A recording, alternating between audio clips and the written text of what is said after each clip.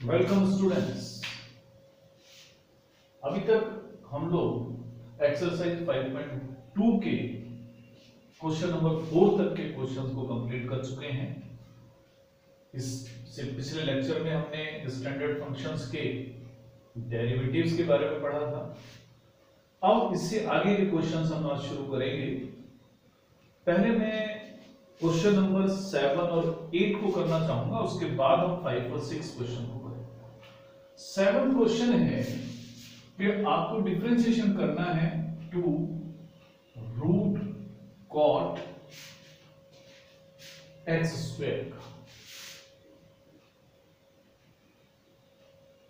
जैसा कि आपको बताया गया था कि जिस भी फंक्शन का हमें डिफरेंशिएशन करना हो उसको कोई नाम आमतौर पर y या fx दे दिया जाता है, और उसको अगर आपको लगता है कि सिंप्लीफाई करना है तो आप उसको सिंप्लीफाई करते हैं और उसके बाद डिफरेंशिएशन शुरू करते हैं। तो हम इसको इस तरीके से भी लिख सकते हैं। रूट का मतलब है कि कॉट एक्स स्क्वायर पर आधी पावर है। जब हम फैमिलियर हो जाएंगे तो सीधा लिख दिया। तो जब कभी भी कांस्टेंट पावर आ जाए किसी क्वेश्चन में तो सबसे पहला काम ये होता है कि जो पावर है उसके हिसाब से आपको डिफरेंशिएशन करना है। तो मैं अब डिफरेंशिएशन करता हूं। 2 क्योंकि कांस्टेंट है इसे हम बाहर ही रखेंगे। अब मुझे डिफरेंशिएशन करना है कॉट एक्स स्क्वायर की पावर हाफ।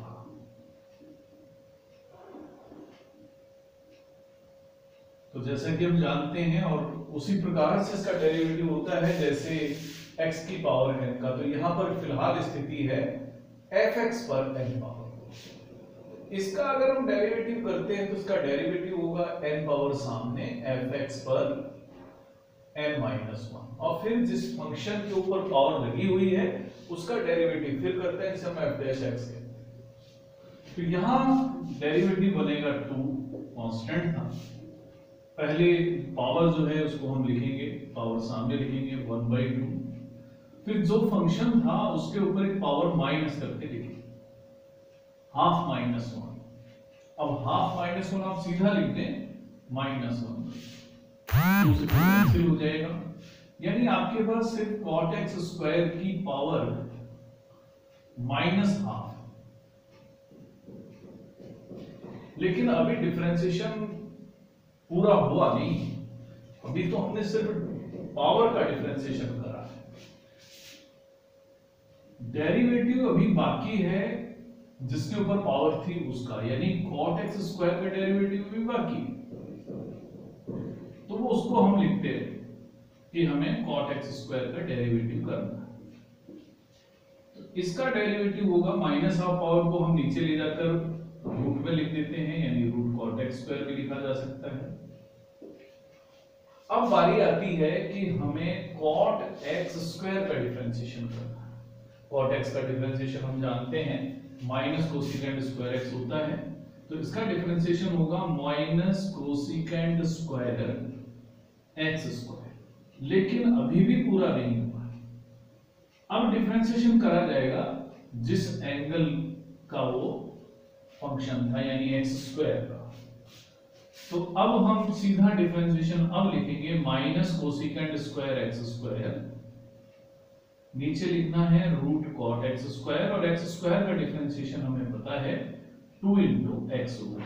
तो यही इसका डेरिवेटिव है। जब आप उसको सिंप्लीफाई करके लिखें तो 2x को बाहर लिखें, यानी आप इसको ऐसे लिख सकते हैं -2x × cosecant square x square और रूट कॉट एक्स स्क्वायर।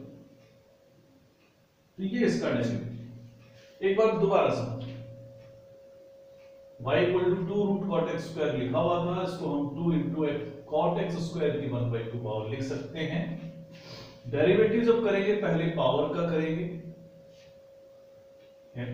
यानी कि 1/2 पावर सामने आएगी cot x स्क्वायर पर -हाफ। उसके बाद जिस फंक्शन पर पावर होती है उसका फिर डेरिवेटिव और लेना होता है जिससे मल्टीप्लाई। 2 से 2 कैंसिल हो जाएगा, यानी cot x स्क्वायर पर माइनस हाफ और derivative of cot x square. Minus half power को हम नीचे ले जाकर प्लस हाफ में लिख देंगे, यानी 1/रूट cot x square. cot x का डिफरेंशिएशन माइनस कोसेकेंड स्क्वायर होता है, तो cot x स्क्वायर का differentiation minus cosecant square x square, उसके बाद में जो भी एंगल है उसका डिफरेंशिएशन फिर करना है, यानी x स्क्वायर, तो x स्क्वायर का डिफरेंशिएशन हो जाएगा 2x। तो ये इसका डेरिवेटिव हो। उसके बाद में हम अब क्वेश्चन लेते हैं, क्वेश्चन नंबर 8 आप आराम से कर सकते हैं, छोटा सा क्वेश्चन है cos रूट x, उसको करने में आपको कोई दिक्कत नहीं होनी चाहिए। अब मैं पहले क्वेश्चन नंबर 5 लूंगा। क्वेश्चन नंबर 5 है कि sin ax plus b upon cos cx plus d, इसका हमें डेरिवेटिव लेना है। आप यहां देख सकते हैं कि यहां पर दो फंक्शंस का डिवीजन हमें दिया हुआ है, सिंप्लीफाई होने के बाद ही दो ही फंक्शन रहते हैं, तो अब हमें जो भी डिवीजन का रूल है वो अप्लाई करना होगा। तो डिवीजन के बारे में हमने पढ़ा था, किस तरह से हम उसका डेरिवेटिव लेते हैं। तो dy by dx होगा, जो भी फंक्शन नीचे लिखा हो हमें उसका स्क्वायर करना है, cos square cx plus d। अब नीचे वाले फंक्शन को मैं एज इट इज लिख दूंगा cos cx प्लस d, और जो हमारा फंक्शन ऊपर लिखा हुआ है sin ax प्लस d, उसका डेरिवेटिव लिखेंगे। अब हम लगाएंगे माइनस साइन, अगर डिवीजन है तो हमें माइनस लिखना है। अब ऊपर वाले फंक्शन को हमें एज इट इज लिख देना है sin ax प्लस b, और डेरिवेटिव हम लेंगे cos cx प्लस d का। अगर आपको प्रैक्टिस हो जाती है तो आप सीधा लिख सकते हैं, जब तक आपकी प्रैक्टिस अच्छी तरह से नहीं हो जाए तो आप स्टेप वाइज लिखिए। सॉल्व करते हैं, हमें मिलेगा cos cx प्लस d। अब sin ax प्लस b का जब डेरिवेटिव करना होगा तो मैं उसको अलग से करके दिखा देता हूं, फिर हम सीधा लिखेंगे।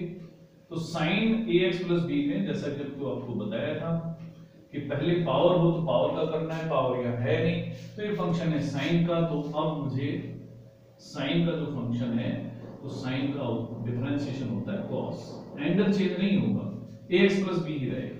लेकिन अगले स्टेप में जो भी एंगल है उसका डिफरेंशिएशन भी करना है, और वो है ax प्लस b का।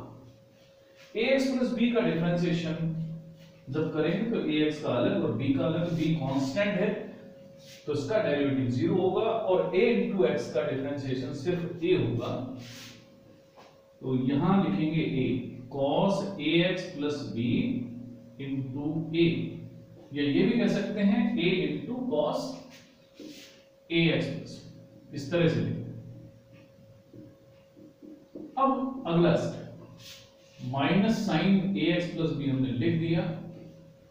अब cos cx प्लस d का डेरिवेटिव करें, तो cos का डिफरेंशिएशन होगा minus sine cx plus d, और फिर आगे जब एंगल का डिफरेंशिएशन करेंगे तो c भी हमें लिखना होगा, माइनस यहां पहले से ही था, डेरिवेटिव का माइनस इसको बनाएगा प्लस, और इनटू में हम लिखेंगे c, नीचे cos square cx plus d। अगर आप इसको सिंप्लीफाई कर सकते हैं बिना गलती के तो आगे सिंप्लीफाई करें, अदरवाइज आप यहां छोड़ सकते हैं। तो ये इसका डेरिवेटिव कंप्लीट हो गया, और यहां हमने डिवीजन मेथड का यूज करा। अब हम लेते हैं क्वेश्चन नंबर 6, जिसमें कि हमें प्रोडक्ट रूल का एक क्वेश्चन दिया हुआ है। क्वेश्चन नंबर 6 है cos x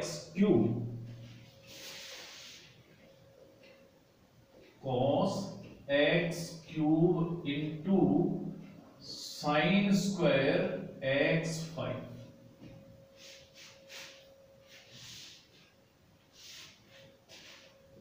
यहां पर हमें दो फंक्शंस का प्रोडक्ट दिया हुआ, तो दो फंक्शंस का अगर हमें प्रोडक्ट दिया हुआ हो तो भी हम उसका डिफरेंशिएशन आराम से कर सकते हैं। मेथड में आता है, यहां लिखेंगे कि differentiating with respect to x dy by dx। तो प्रोडक्ट रूल है कि जब दो फंक्शन आए तो पहला फंक्शन बिना किसी चेंज के एज इट इज लिख दिया जाता है और दूसरे फंक्शन का डिफरेंशिएशन करते हैं, यानी sin स्क्वायर x5 का डिफरेंशिएशन। फिर यहां पर जब मल्टीप्लिकेशन की बारी आए तो बीच में प्लस साइन आएगा, प्रोसीजर को उल्टेंगे, sin square x5 as it is और डेरिवेटिव लेंगे cos x क्यूब का।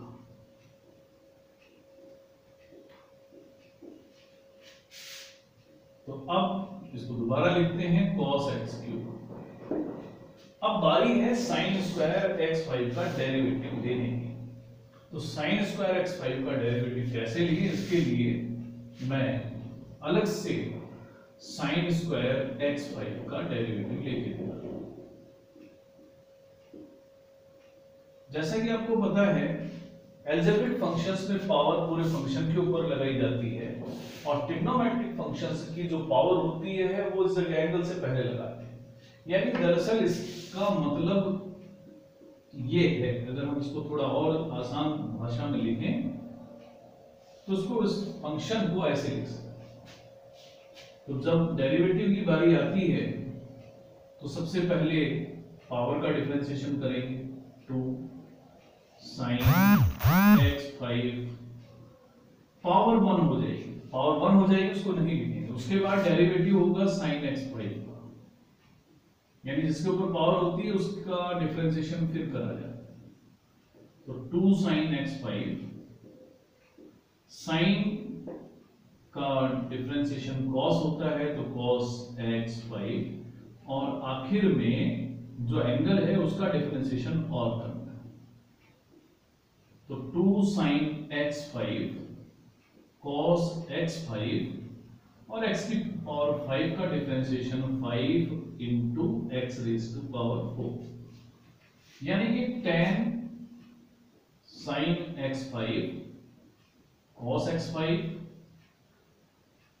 और into x raise to power 4, ये इसका डेरिवेटिव हो। तो हम इसको लिख भी देते हैं, 10 sin x raise to power 5 cos x raise to power 5 और 5 जब डिफरेंशिएशन कर चुके हैं तो x की पावर 4 से और मल्टीप्लाई करें। अब आगे sin square x5 as it is लिखेंगे। अब cos x क्यूब का differentiation minus sin x cube होगा, लेकिन डिफरेंशिएशन कंप्लीट तभी होगा जब हम एंगल का भी डिफरेंशिएशन कर देंगे। तो x क्यूब का डेरिवेटिव होगा 3x स्क्वायर।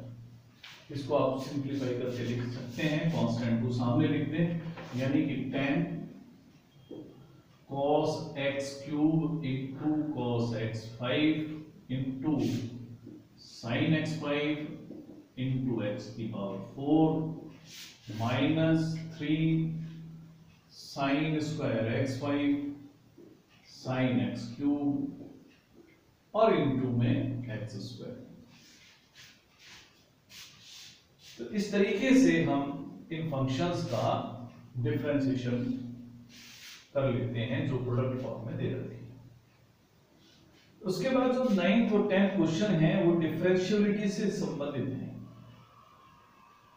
फिलहाल हम 9th क्वेश्चन लेंगे कि f(x) = modulus of x minus 1 एक फंक्शन दिया हुआ है और हमें प्रूव करना है कि x = 1 पर डिफरेंशिएबल नहीं है। तो हमें डिफरेंशियबिलिटी चेक करके प्रूव करना है कि ये डिफरेंशिएबल नहीं है, is not differentiable at x = 1।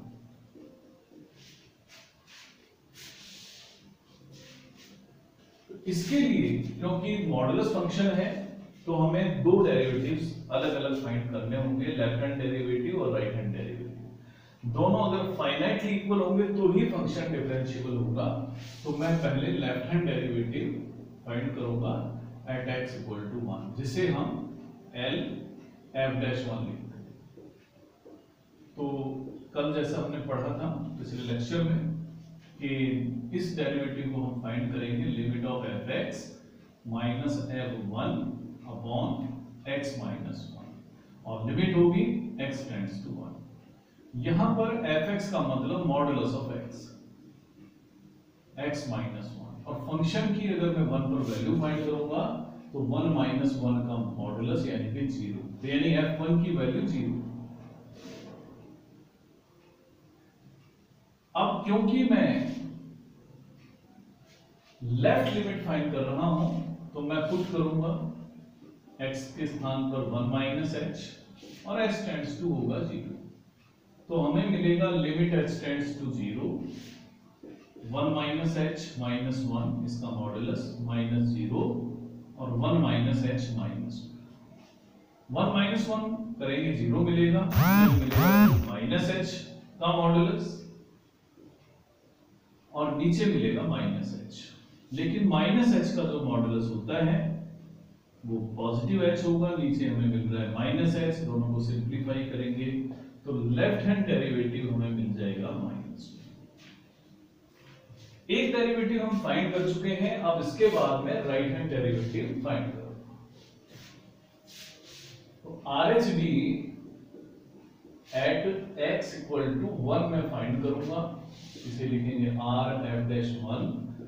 बिल्कुल इसी तरह का एक्सप्रेशन होगा, limit F X minus F one upon X minus one limit X tends to one plus,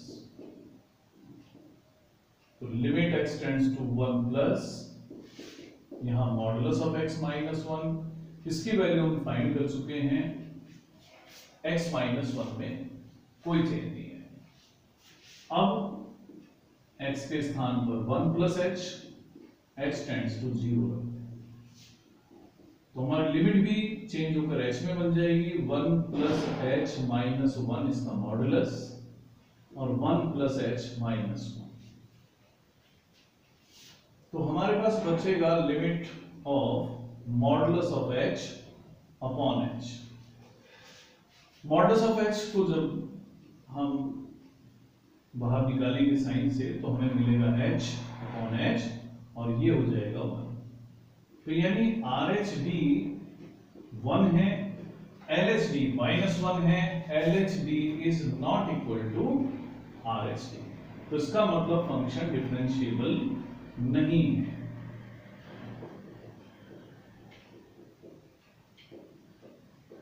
x equal to one पर ये फंक्शन डिफरेंशिएबल नहीं, क्योंकि कारण है कि दोनों के जो डेरिवेटिव हैं वो डिफरेंट है। अगला जो क्वेश्चन है 10 जो ग्रेटेस्ट इंटीजर फंक्शन का है, जहां पर greatest integer function of x लिया गया है और x 0 और 3 के बीच में डिफाइन किया गया है। हमें प्रूव करना है कि ना तो ये 1 पर डिफरेंशिएबल है ना ही ये 2 पर डिफरेंशिएबल है।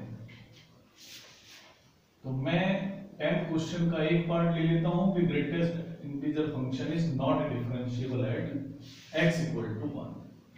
तो इसके लिए भी इसी प्रकार से दो अलग अलग हम डेरिवेटिव्स फाइंड करेंगे, तो हमें मिलेगा left hand derivative limit of fx minus f1 upon x minus one और लिमिट होगा x टेंड्स टू 1। क्योंकि हमें पता है यहां पर fx का मतलब greatest integer function of x है, फंक्शन की 1 पर वैल्यू 1 का ग्रेटेस्ट इंटीजर फंक्शन और ये x माइनस, उसके बाद x की जो है 1 माइनस एच पुट करेंगे जहां h टेंड्स टू 0 होगा, तो हमें मिलेगा limit h tends to 0 1 minus h का ग्रेटेस्ट इंटीजर फंक्शन, 1 के ग्रेटेस्ट इंटीजर फंक्शन की वैल्यू 1 ही होती है और ये मिलेगा 1 minus h minus limit h tends to 0।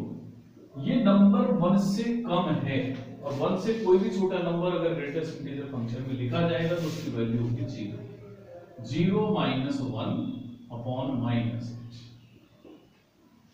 यानी limit h tends to 0 1 upon h हमें ये फंक्शन मिला और ये डिफाइन नहीं है, यानी LHD डिफाइन नहीं है। अब अगर राइट हैंड डेरिवेटिव डिफाइन हो भी जाए या कुछ भी उसकी वैल्यू आ जाए, चाहे इसके ही इक्वल आ जाए, नॉट डिफाइन हो, तो भी फंक्शन डिफरेंशिएबल नहीं हो सकता, क्योंकि लेफ्ट हैंड डेरिवेटिव डिफाइन ही नहीं है। अब जब डिफाइन नहीं है तो हम कहेंगे कि ये फंक्शन डिफरेंशिएबल नहीं है।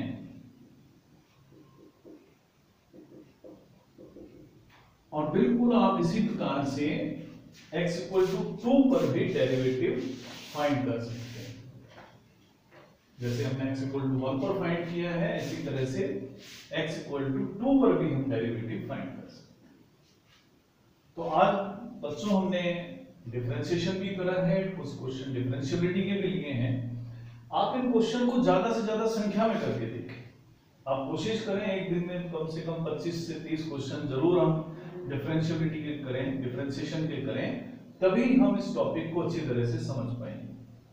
आज के लिए इतना ही। अगले लेक्चर में हम नए क्वेश्चंस के साथ मिलेंगे। तब तक के लिए धन्यवाद।